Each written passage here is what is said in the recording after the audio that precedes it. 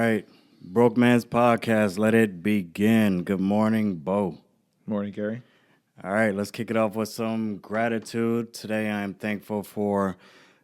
grateful, truly grateful for waking up and hitting the gym and feeling good and going through it. I am also grateful for weather. Today isn't the greatest day outside, but who am I to say? What am I to say? I'm still grateful for the weather. The weather, no, rather if it's sunshine, snow, rain, there's beauty in all of it. So I am truly grateful for it. In all honesty. What about you, my guy? Grateful for great friendships. Had a great conversation this morning with a friend of mine. We chatted for a little bit, and then, grateful for the weather as well, and grateful for my new whip. It's beautiful. It is. I enjoy driving so much more. I bet you do. I would too. It's a great car, man. I'm very happy for you, and thanks for the ride. Yeah, you're welcome. Yeah. That was really smooth, very fast. Yeah, it is. All right. Yeah. Affirmations. I will kick this off. Good morning. Good morning. Let's start speaking things into existence. Let's start naming things. Let's start kicking that negativity out of our heads, and let's replace it with positive words, positive affirmations. I am that I am.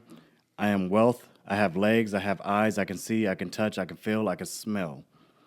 I am mindful. I am present. I am strong. I am here. I am successful in everything that I do. I am spectacular. I am enthusiastic. I am driven. I am successful. I am ambitious. I am a fighter. I have a choice. I have a choice to think negative or to think positive. And I choose to think positive. And today we are going to have this podcast on attachment styles. Yeah. Go ahead, my guy. Oh, jeez. Yeah. Spotlight. Yeah. Certainly no expert, but I this is from my own personal experience and learnings from. There's a great therapist and attachment expert. He's on YouTube, Adam Lane Smith.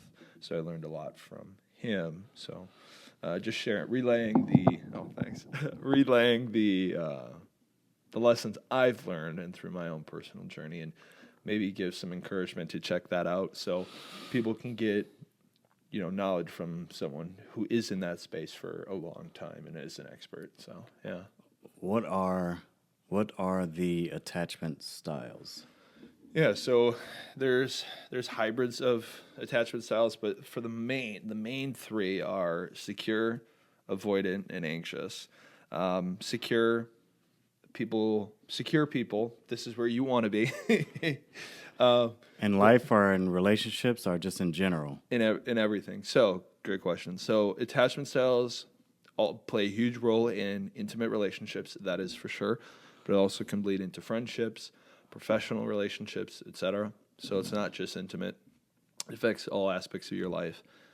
Secure relationships are, I can trust in people. I can be emotionally open.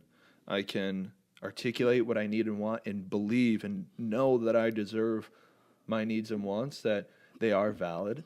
Okay. And to confidently connect with people and become close with people and be able to handle things and deal with things if there's, conflict or adversity that comes in. Very general. Have you had any, besides the attachment that everybody wants, well, not that everybody wants, that everybody should want in their relationship and life in general, have you in the past shown any of the anxious attachment styles or avoidant in any type of way? Yeah, I think it's interesting. In a past relationship, I definitely had an anxious attachment for sure. And this is recent development for myself of healing through my anxious attachment. But real quick, anxious attachment is just really a deep-seated fear of abandonment and not being enough and trying to be perfect. It can it can show its head in clingy behavior or dependency or codependency, needing validation and reassurance. But yeah, and then the other one to just a second before you go on past the anxious attachment style. What is the origin? Oh, the origin, yeah. The origin stems from childhood. All these attachment styles stem from childhood, where, for example, an anxious attachment be a family member abandoned you when you needed them, or if you weren't perfect, so you had to be perfect. Otherwise you didn't get the attention you needed, the love you needed. So you were always on guard of looking over the details and being insanely focused on that and overthinking everything, so you don't trigger that parent or that caretaker, and wasn't properly taken care of emotionally, mentally. Yes, and then to add to that, the inconsistency of parents. Yeah. Sometimes being there, a lot of times not being there, a lot of times not being available or responsive, and sometimes being responsive. Yeah. Yeah. Continue with what you were saying. Sorry. Yeah, no worries. And to answer your question of what attachments I have been, but just to get out of the way. So avoidant is the other one. And so avoidant is pretty much, it's in the definition or in the term, but it's really avoiding emotional closeness and intimacy in relationships. It's inherently where they're very independent or hyper independent, and they feel like they have a hard time articulating their needs and wants. And when anyone gets too close to them, they push them away. It can be very exhausting. And so that's a mess up too of an attachment style, as well as anxiousness. They're both messed up. They are. I've been avoidant. I've lived that life before. And that stems from, or the origin story of that is when your parents are neglectful or distant. Yeah. Very neglectful and very distant. And so we struggle with, as we get older, emotional connections. Yeah. And I remember that struggle. Emotional connections. Yeah, it's off. And that comes from parents. Yeah. That comes from parents. Yeah. Man, yeah. And through that, inner work, healing, constant healing, and working on yourself, I move past that. That's one of those things I'm like, that's me. I'm the issue. Yeah, you are the issue.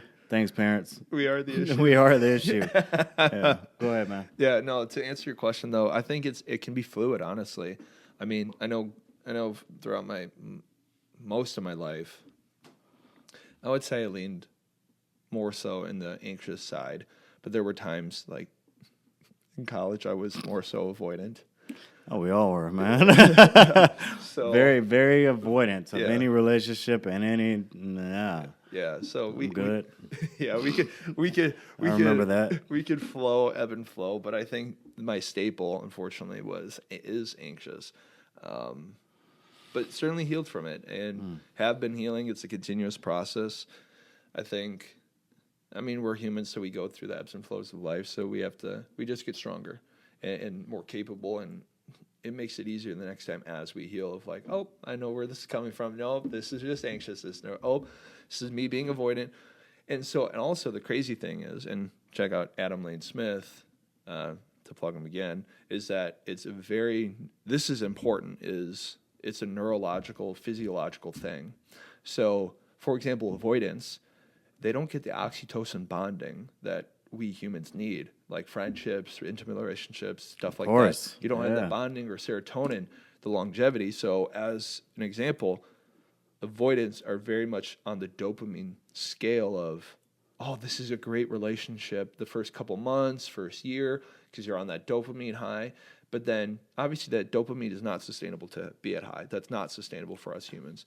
Yes, we have those spikes of excitement, adventure, etc., but you bond in the oxytocin, serotonin. Like it may be quote unquote boring.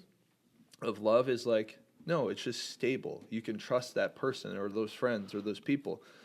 But Adam Lane Smith goes much more detail of anxious, the neurological effects in anxiousness as well as avoidant. And I know on the anxious side, to expand a little bit off that, you're tired. Like we talked about, I think a couple months ago, where my capacity grew because I was so tired all the time because I was overthinking everything. And so it's extremely tiring and difficult. So you're always drained. Same with the avoidant. They're always tired. That's exhausting. So yeah, just we'll stop there. I wonder if, because you said the avoidants are the anxious, when it's the honeymoon stage, they're all for it. Both sides, I wonder if that's because of the neglect they got as a child. They're getting a strong, immense amount of love and thrill and emotional connection in the beginning, so they are all for it. Yeah. They're all for it because they didn't get that as a kid. And I say that because that was me. Years ago, that was me. Yeah. I am going all for it because I didn't get that as a child. So I wonder if that, I'm pretty sure that has some type of connection. But not knowing how to deal with things when things get real and the relationship sinks a little deeper and you're like, okay, we are actually sitting in this now. Commitment is settled. Yeah. Yeah, that's crazy. Yeah. Go ahead, continue. Sorry about that. No. Feel free to jump in. Yeah, it can get really scary because also the dopamine, the honeymoon, the puppy dog stage, and then once that settles down, that's when the things you haven't healed from, and the true work begins. Yeah. Or the work that is out in front of both of you. And speaking on a context of an intimate relationship, but the work that has to be done for yourself, because that's where it's like, okay, anyone can start off strong with a habit or anything like that, or especially a new relationship, Yeah. But then after, it's like, can you sustain? Or, okay, now what habits are creeping up as the dopamine comes down, as that high comes down, and it settles into something stable and has longevity to it. So that's the question. There is something, and you could bounce off this if you want. I recently heard the other day, and I was like, bing. Yeah. All right, in a relationship, when you get with someone, when you are dating somebody, whether it's a month into it, a couple weeks into it, or when you actually fall in love, tricky words, when you love that person that you are with, and a lot of us have toxic traits that come out every now and then, and our attachment styles that come out every now and then. Yeah. I heard this and I was like, man, this is great. Speak up in your relationship and speak your unconditional love. Like, hey, sometimes this part of me comes out and I don't like it. Are you willing to love me when this part of me comes out? Yeah. Speaking your unconditional love. And I was like, ooh, that sank in. I was like, dang, bro. I'm going to sit down now. No, it's that good. Yeah. It's that good. It's one of those things, again, in relationships. Speak your needs and your wants. Speak your unconditional love. Like, hey, sometimes I get distant and I apologize. Can you love me through that? Mm-hmm. And it comes from this or it comes from that.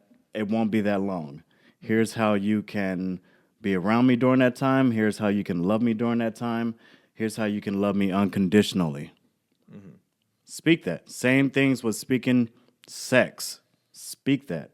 Yeah. Have those conversations. Have those healthy conversations so your relationship can thrive. Mm-hmm. Communicate.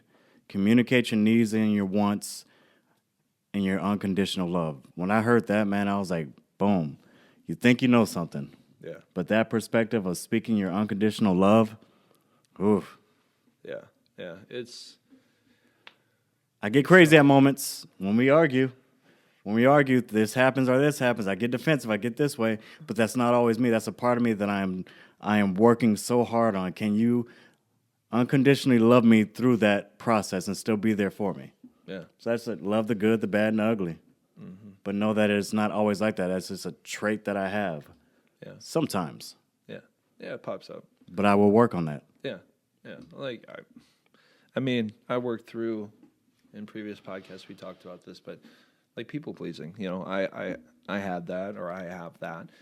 So definitely have worked on that and still dealing with the residue or the I like that. the latent signs of anxious, like fear of abandonment, needing validation and reassurance, all those things. I still deal with that. It still pops up in my head for sure. And I'm sure there's going to be future situations where I feel that again, and that's okay. And that's okay. And with an avoidant, like, I need distance. This is getting too close. I can't trust this person, or wow, I'm really getting close to this person. I this is making me super uncomfortable. And being okay with that, but being self-aware and realizing that and saying, okay, here's what I'm feeling. Here's why I'm feeling it. It's coming from my attachment style. It's coming from this or that.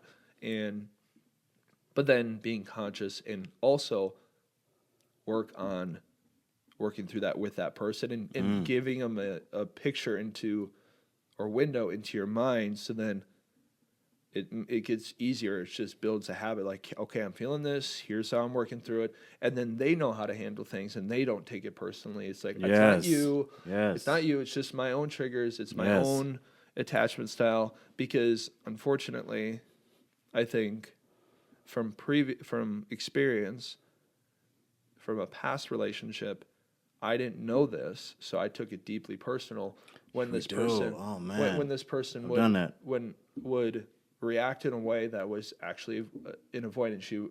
She was avoidant, fearful. So kind of a mix of anxious and avoidant. And I didn't understand the caliber or the weight of that stuff. You don't fully understand until you understand. You're like, damn. This shit really matters. This plays a huge part into, like, the trauma and growing up and your needs and wants, but also previous relationships. Relationships can really make you into an anxious or an avoidant or a secure relationship. And when you start questioning things and questioning this and walking on eggshells. Yep. Yeah. Yeah. And that's the big thing too. So, like, on that relationship stuff, that's why we see people like the bad boy, and then the girl's always wanting to go back to the bad boy because he's avoidant, she's anxious. Anxious, avoidant really attach well together. Personal experience here. Personal experience. I was the anxious one. The other person was the avoidant. Absolutely. Trauma bonding, man. Exactly. And so, and not that these people are evil people or bad people. They're just people struggling and dealing with their own thing. They're not bad people. They could do shitty things or fucked up things, but they're not. I don't want to paint people as bad people. But it's up to them to heal and grow and learn through that and be self-aware, because there's nothing worse than someone that just continues their patterns, right? Yeah. But yeah. It's funny. The anxious and avoidant are a great attachment, and that's why we see, like, dude, like, why are you going back to that guy? Why are you going back to that girl? Because I need to fix them.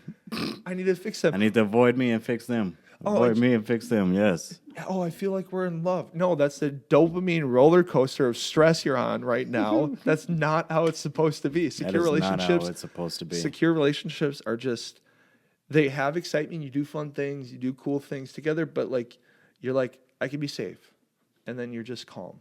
You're just relaxed. You enjoy the presence. I wouldn't say the whole time, but it is a normal, steady state. Exactly. It is a very normal, steady state. And people often get this confused in relationships when they're going good. You have an argument, that doesn't mean the relationship is going bad.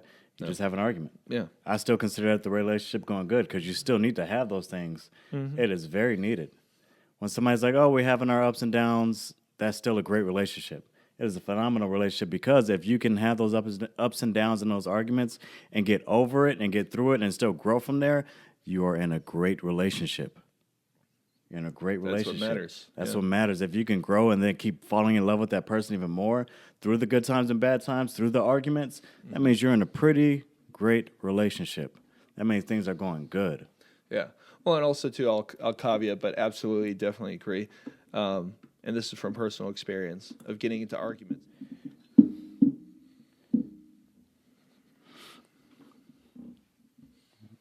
Yeah.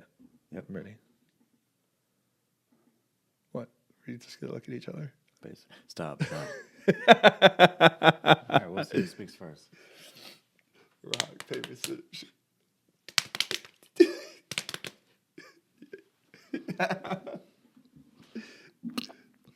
Man, that was like right. Go. Go. What do you want me to say? No, go back to where we were, man. Oh God, I can't. I don't know. All right, so we're. Where were we? Oh, you lost then. Rock, paper, scissors, shoot. I win. But no, if you find that any of this is hitting you anywhere in your mind, your heart, send us a message, leave a comment, anything. It's a call to action. Let us know if this information is helping you or helping you figure something out in your life. Yeah. Attachment styles are real. They are real. Sure. What would you say was the biggest thing you had to overcome when you dated somebody who had a avoidant or anxious attachment style? What's the biggest What thing? what did it do to you? And then how did you overcome that? How did you recognize that? That's a great question. I think so. In the relationship, I remember that I was walking on eggshells. She would respond in a way that there would be hurtful things that would be said. Yeah. Space would be created. There would be silent treatment, and so I'd be left in the dark, and then it would be that constant. Not constant, but it would come up multiple times throughout our relationship, and I wasn't understanding. I always thought it was, as the anxious one, I always thought I was doing something wrong. I was like, oh, I'm not perfect. Oh, I got to get better. I got to get better. I got to get better. But in reality, yes, I'm not perfect. Yes, I have things I need to work on. Absolutely. But I didn't fully realize the extent of, okay, no, this is not healthy. But also in realization, not to accuse her or anything like that, but to love her, be like, this is not healthy. I want you to get help, or I want us to work together on this together. And or the things that come up for avoidance, avoiding emotional closeness, can't trust people. And this person that I dated, this person had been screwed over by shitty dudes, and had some childhood stuff that she went through. And so me, I was trying to say, hey, I love you. I'm going to be here. I'm not going anywhere. Yeah. There were many times where she'd push me away, and I'm like, I'm still here. Like, as much as the painful process of she'd react, I'd be, and then my anxiousness would. The interesting thing is, I went into the relationship secure, and then over time, I became anxious again. So I was going through that healing process and going through secure. Then I got anxious again. And this is a real quick thing. You can be secure, but if you're in a relationship with an avoidant or anxious person, you could turn into, you can get out of secure. So that's when speaking up comes into play, because I wouldn't. Yeah. We better work on this. You should be getting some help or doing some inner work, or else it is. I love it. But yeah. But yeah, to answer your question. Yeah, I didn't realize it so much during the relationship. The relationships that I had that, I always thought I was the issue. I was the problem. And I, for sure, was not perfect. But and so realizing it and understanding that and getting out of it is getting in the space of people that do love you, that do care about you, and have that honest assessment of a relationship and say, okay, this is not serving me. You and that person have tried, or you've tried, and it is a toxic relationship, and there is manipulation involved, and whatever else. And this is another thing. People that are really scared of intimacy, anxious, avoidance, all that stuff, like people pleasing, that's a toxic trait of mine. I'm not saying this person was all toxic. I had toxic traits that I didn't realize, like people pleasing, or need codependency, or constant validation or reassurance. That was my issue. But also manipulation. Like, people will manipulate to not get hurt. Not that they're trying to really hurt you, but to protect themselves. because they are just so scared. And so a lot of the things past the relationship, it was just looking back on it when I was no longer in the emotional roller coaster. You could think. You could think. You could think. Yeah. In the relationship, it's hard to think because you have the rose-colored glasses or you're in a roller coaster. Man. You can't observe pretty well on the roller coaster. You have to get off and observe from there. And so realizing that and having the intense love and support from family, friends, chosen family, etc., to help me guide through my feelings and guide through like, no, this is what was wrong. Here's what you could have done better. It seems like, hey, you are a people pleaser. You are anxious.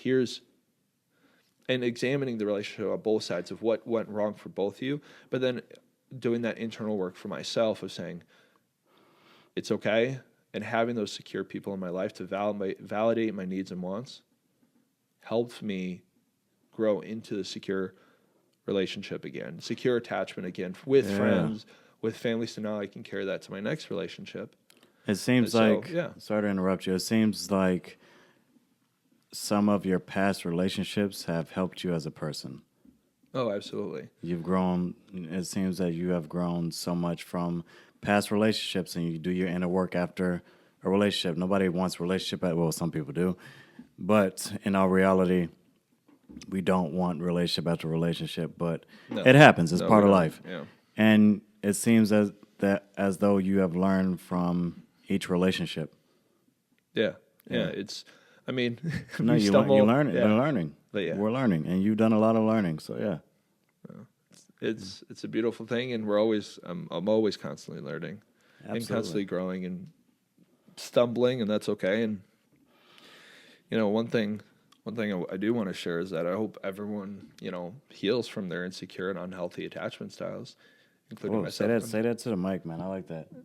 Oh, yeah, healing from their insecure and unhealthy attachment styles. And this is speaking to myself too, giving myself permission too. Is I truly hope people can grow into, a secure attachment style, and then find someone, especially talking in the intimate context of having someone that is also secure or working towards that, and have those secure relationships with friends, with coworkers, with family, etc. And there's so much beauty in that, and safety, and so much safety. You feel seen, heard, appreciated, validated, important. It's amazing. And so it's absolutely worth the painful process, the overwhelming process of looking yourself in the mirror and examining like, wow, oof, I have a lot to go. I have a lot of growth ahead of me. And it can be scary and overwhelming, and through my own struggles, I know firsthand of dealing with it when I'm like, wow, like this is not comfortable. What the hell? It sucks looking at yourself like that, but it's supposed to be overwhelming. It's supposed to be uncomfortable. It is supposed to be debilitating. It is supposed to be an identity crisis. It is supposed to be that way, and that's okay. And I so hope that when you go through that journey, that you have people that care about you and support you and love you through that, so that you're not alone through it.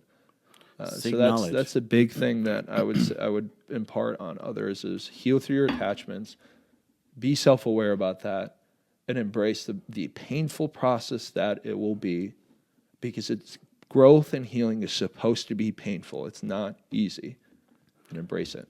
Seek knowledge, self-awareness. Seek knowledge about yourself and the world around you.